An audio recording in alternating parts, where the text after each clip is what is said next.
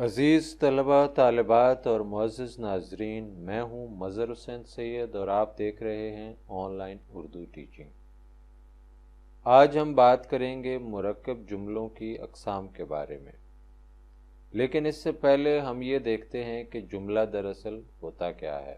دو یا دو سے زائد الفاظ کے ایسے مجموعے کو جملہ کہتے ہیں جس سے پڑھنے والا یا سننے والا پوری طرح بات سمجھ لے اور اس سے مکمل مفہوم اخذ کر لے۔ یہ بات تحریر کی شکل میں بھی ہو سکتی ہے اور تقریر کی صورت میں بھی۔ تحریری صورت میں اس جملے کو ختمہ لگا کر مکمل کر دیا جاتا ہے۔ مثال کے طور پر احمد ایک اچھا لڑکا ہے، نورین بہت خوبصورت ہے، جملوں کی مثالیں ہیں، کیونکہ ان کو پڑھ کر ایک مکمل مفہوم ہمارے سامنے آ جاتا ہے۔ جملے کے دو عناصر ہوتے ہیں، مسند الیہ اور مسند۔ مسند الیہ جس شخص یا شے کے بارے میں کچھ کہا جائے اسے مسند الیہ کہتے ہیں۔ مسند جملے کا وہ حصہ جس میں کسی شخص یا شے کی نسبت کچھ کہا جائے مسند کہلاتا ہے۔ آئیے اس کو مثالوں سے سمجھتے ہیں۔ کراچی بہت بڑا شہر ہے، اس جملے میں کراچی مسند الیہ ہے اور بہت بڑا شہر ہے مسند ہے۔ ہوا چل رہی ہے، اس میں چونکہ ہوا کے بارے میں بتایا جا رہا ہے تو ہوا مسند الیہ ہے اور چل رہی ہے مسند ہے۔ احمد ذہین لڑکا ہے، احمد مسند الیہ ہے اور ذہین لڑکا ہے مسند ہے۔ جملے اپنی ظاہری صورت میں دو طرح کے ہوتے ہیں، مفرد جملے اور مرکب جملے۔ مفرد جملہ وہ ہوتا ہے جس میں ایک مسند الیہ ہو اور ایک مسند ہو۔ مثلا اعجاز لکھتا ہے، ساجد کھیل رہا ہے۔ مرکب جملے جب دو یا دو سے زیادہ جملے آپس میں جوڑ کر کسی بات کو مکمل کریں تو وہ جملے مرکب جملے کہلاتے ہیں۔ مرکب جملے بنانے میں وقت کی بچت ہوتی ہے اور مفہوم بھی زیادہ واضح ہو جاتا ہے، لیکن اس میں اس بات کا خیال رکھنا بھی ضروری ہے کہ بہت زیادہ جملوں کو آپس میں جوڑ کر بہت طویل جملے نہ لکھے جائیں۔ اس سے تحریر بوجھل ہو جاتی ہے اور اس کا مفہوم سمجھنے میں دقت کا سامنا کرنا پڑتا ہے۔ بعض اوقات لکھنے والے چونکہ چنانچہ وگرنہ اس لیے بلکہ لگا کر جملے سے جملہ جوڑتے چلے جاتے ہیں اور جملہ ایک پیراگراف کی شکل اختیار کر لیتا ہے، جو کہ درست نہیں ہے۔ بہرحال ہم دیکھتے ہیں کہ مرکب جملوں کی کتنی اقسام ہیں۔ مرکب جملوں کو ہم دو ذیلی اقسام میں تقسیم کرتے ہیں، مطلق جملے اور تابعی جملے۔ مطلق جملہ مطلق جملہ وہ ہوتا ہے جس میں ہر مفرد جملہ جداگانہ اور برابر کی حیثیت رکھتا ہے اور معنی کے لحاظ سے دوسرے جملے کا محتاج نہیں ہوتا، بلکہ ایک اپنا مکمل معنی رکھتا ہے۔ مثلا خالد آیا اور شبیر چلا گیا۔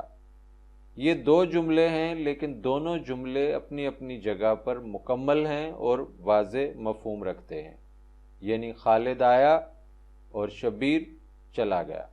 اسی طرح بارش ہو رہی ہے اور بجلی چمک رہی ہے، یہ بھی مرکب مطلق جملے کی ایک مثال ہے۔ مرکب جملوں کی دوسری قسم ہے تابعی جملے۔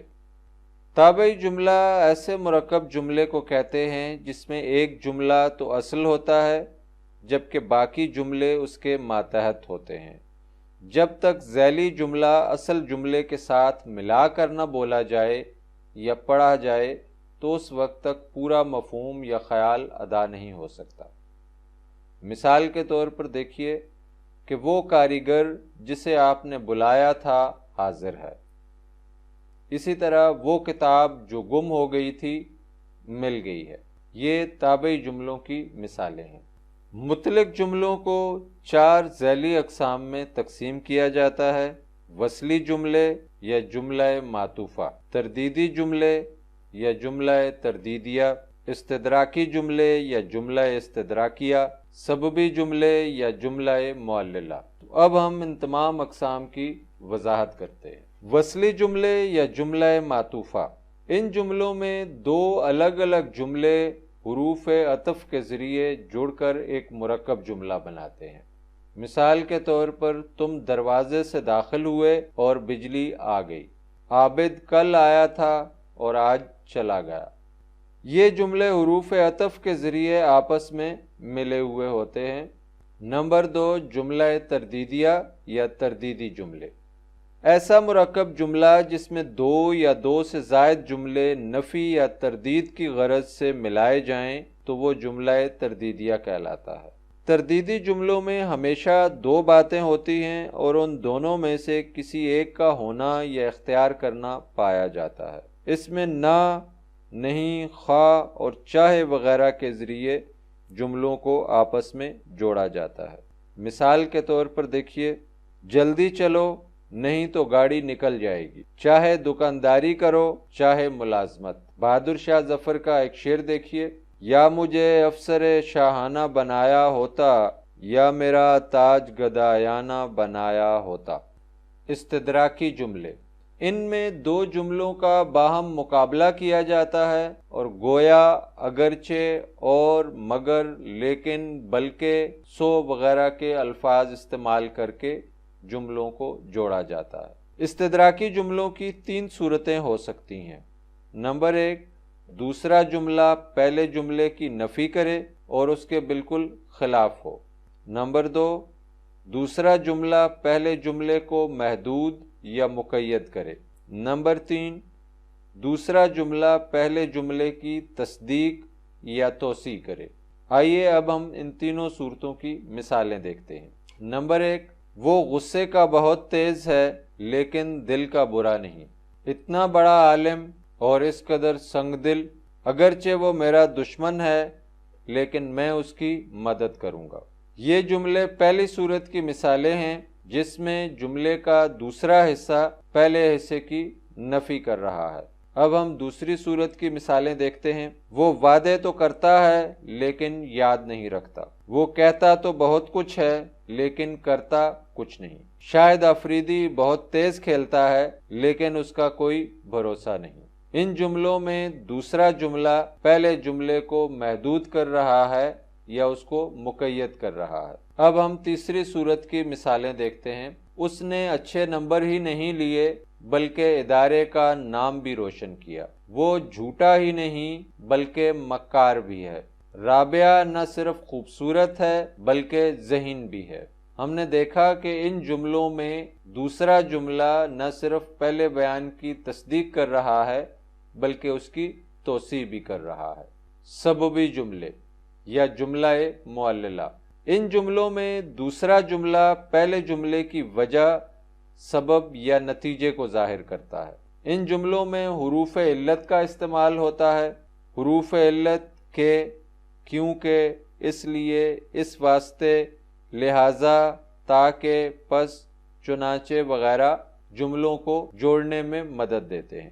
مثال کے طور پر دیکھیے، وہ بہت بدتمیز ہے اس لیے میں اس سے بات چیت نہیں کرتا۔ وہ سارا سال کھیلتا رہا اس لیے فیل ہو گیا۔